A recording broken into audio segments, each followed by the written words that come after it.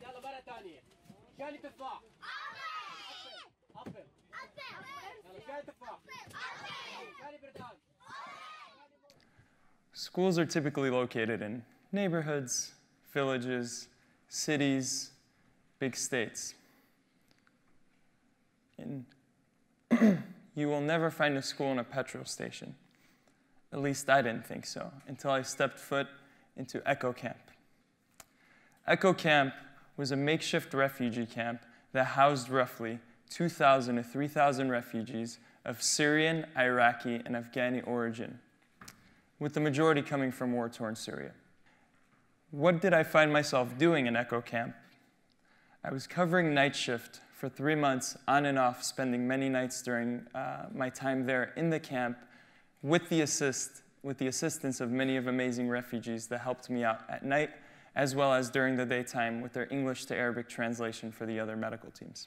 During my time at Echo Camp, I met some of the most amazing people that I've ever come across. And all I can think of during my time there was, what brought me to Echo Camp? What brought me to this position? 9 years ago, I was working at a shoe store making $7 an hour. And one day my brother calls me and he says, Muhammad, there's a medical translating job at a hospital. Are you interested? I said, no, I'm not interested, and I hung up the phone. He calls me back and he says, well, they pay $21 an hour. And I was like, what? I'm interested. Where do I apply? I hated this job. The first day of my work there was November 21st, 2008. And I had to tell a mother that her son has cancer.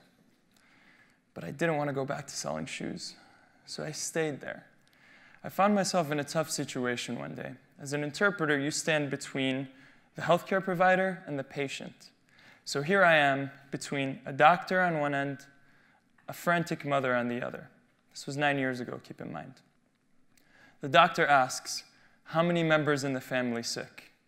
The mother replies, ثلاثة من أولادي ماتوا وبنتي هاي مريضة. 3 of my kids passed away, and this is my 4th daughter, and she's sick. The doctor asks, how did this happen? The mother replies, we didn't have any money, nobody would see us. Fast forward. Daughter is in surgery, mother's in the waiting room, and my shift was over. I was paid. I'm walking out of the exit, and I make eye contact with the mother. And I remember, as I was walking, I just didn't want to make eye contact with her because I didn't know how to deal with these situations. How do I console a mother who's lost 3 of her kids, who's about to potentially lose her 4th? But I made eye contact, and as I'm walking towards her, I said, 5 minutes, just 5 minutes, 5 minutes, 5 minutes, 5 minutes. Well, 5 minutes turned into 2 hours. She explained to me in detail how she was rejected. She explained to me in detail how she would wake up and take a 3-hour bus to the city, and she would beg the doctor, and the physicians most of the time would say, okay, we'll see you last. And at the end of the day, he would come out and say, I'm too tired, come back tomorrow. She explained to me in detail how she watched her 3-year-old son die as he gasped for air in the middle of the night at 2 in the morning. It still didn't hit me. I was sad, her situation sucks, but I gotta go, I clocked out. So then, she reaches into her purse and she says, make me a promise. And all I'm thinking is, what does this woman want with me? What can I do for her? She reaches in and she reaches out, and all I can think when she reaches into her purse was she's going to give me money. I had patients from the Gulf. They wanted to thank me by handing me money. I couldn't accept it, but that was their sign of gratitude. And I said, please don't give me money. And she says, I wish I had something to give you, as she reaches out and she hands me biscuits. And she says, this is all that I have left. She says, please make me a promise that you'll help people who have lost everything. She said, make me a promise that you'll help people who have nothing. So at that point, I made her a promise, and I said, okay, let me figure this out. I didn't know that 9 years later, I was going to be in anesthesia, training as an anesthetist, working in the States. Now, I didn't know where to start. How can I help? How can I help in any way, shape, or form? That's how I found myself in Echo Camp. During my time in Echo Camp, I met some of the most amazing people, and there was one theme. the theme seemed to be those who have lost everything seem to have given me everything. Those who have nothing were giving me everything. The apple a day that they get, they would cut half of it for you to give to you. The jacket off of their back was given to me when it rained. These are the same people that I want to tell you about. These are the same people that I want to share stories about. Now, you guys watched the school initially, and I told you the school is located in the refugee camp. The school is a special place. It gave us a sense of normalcy during our time there. Coming from Chicago, which is what we call the Windy City, I thought I've experienced my fair share of really cold, harsh weather. Until one night, and I want you to imagine this with me, winds came in at roughly 60 to 70 kilometers an hour and tore through the refugee camp. Now, we're not in homes, we're in tents. So, here's the visual of what happened with one of the tents, and this was essentially our school. During that night, I got to experience many emotions. Not only did I experience them, but I saw them firsthand. Fear, sadness, and pain. I witnessed pain, and I had to treat it firsthand because when the wind came in, the tents broke, and the metal poles split refugees' heads open. Sadness, as a refugee approached me and he said, "Mohammed, this is the second time my home is destroyed. The first was by a bomb, and the second now by wind." This was the consistent theme. But when I woke up in the morning, I saw different emotions. I saw happiness on the kids' eyes and faces as they played soccer, as you guys call here football, with a water bottle that was empty. I saw perseverance as I witnessed refugees trying to assist each other, helping build the tents. And then I saw motivation really far away as a few refugees huddled after the school was torn down.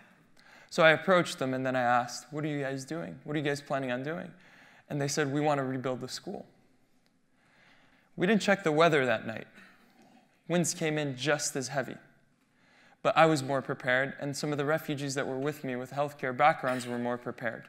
So we roamed the refugee tents. 2 in the morning, I go past the school and I noticed the light. It was like a cell phone light.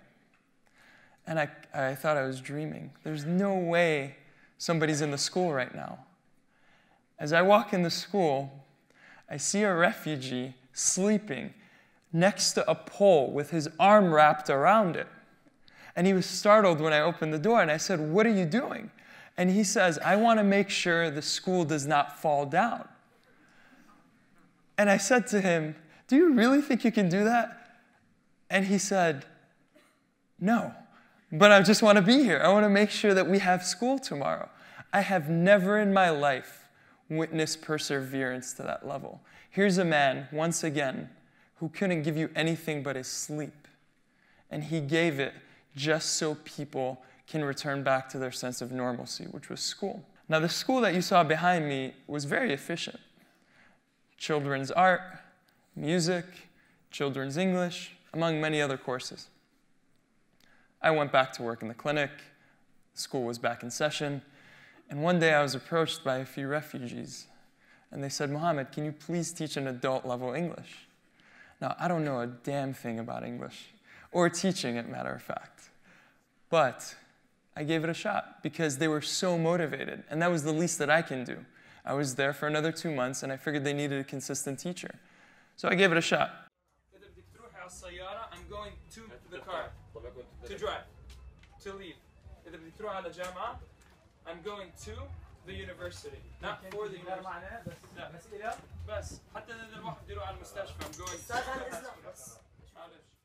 So this was my attempt at teaching. I was okay. So initially, my first lesson plan was A, B, C, D. I didn't know what they knew. Little did I know, my students were electricians, engineers, former teachers themselves that made me look bad, doctors, medics, nurses. And here I am thinking, I'm going to teach some people that didn't know this language. No. Matter of fact, I will quote you some of the quotes that I've heard from some of these refugees in terms of motivation. I remember Atif telling me that he wants to go to France to learn the French language because he wants to be a fashion designer.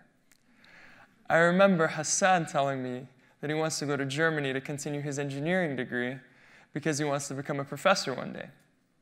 And I remember Jed telling me that he wants to go to Sweden so he can get his master's in accounting.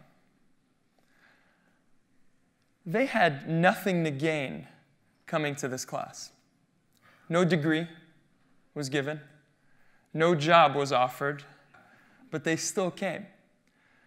Some refugees even walked a couple kilometers away when they heard that we had an English level adult course. And it was the same theme. Mohammed, we want to learn the language. We want to go to the West, and we want to help out. We want to show them that we can contribute to society. I had a friend in Europe tell me, Mohammed, we're really worried. We're worried that when they come here, we're going to end up babysitting them.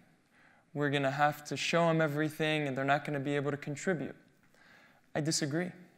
I think like you and I, whenever we move to a new location, we need assistance. We want to know where the near transportation is, schools, hospitals, grocery stores, like every other person. Am I right? Okay.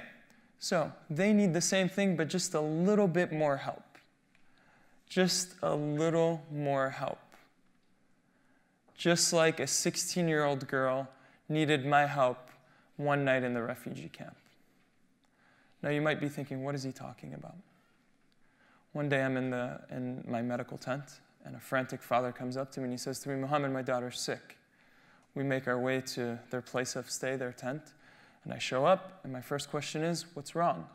She replies to me in English, I have flank pain. I'm afebrile, I'm tachycardic. It's not sepsis, but I think it's an infection of some sort.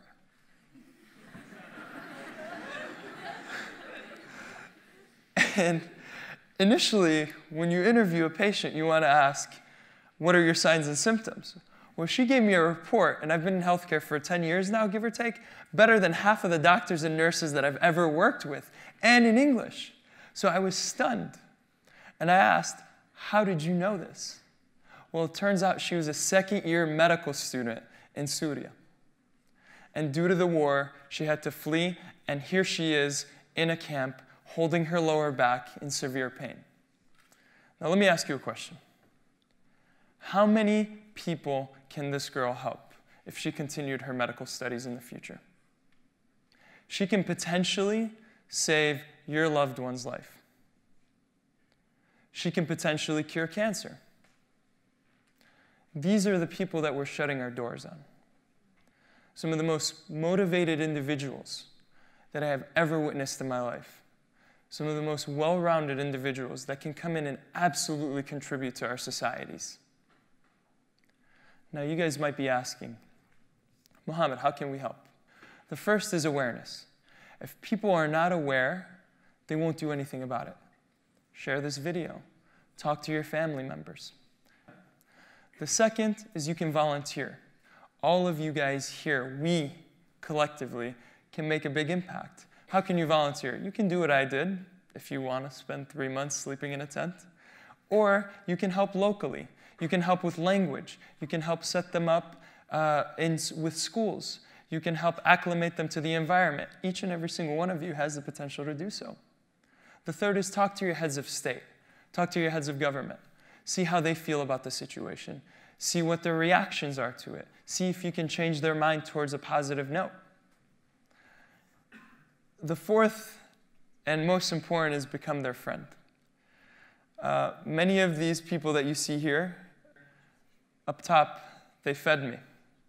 They had nothing. They refused to accept money. Lower hand corner, they also fed me. And both sides, if you think those are medical teams, half of them are refugees that we needed assistance from. This person is my best friend.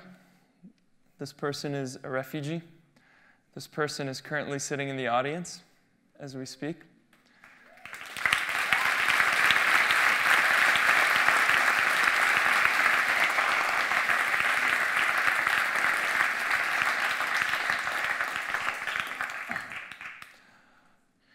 Each and every single one of you has the power to make change. Their story could have been your story. And I think if you can change one life, you've done well. Thank you.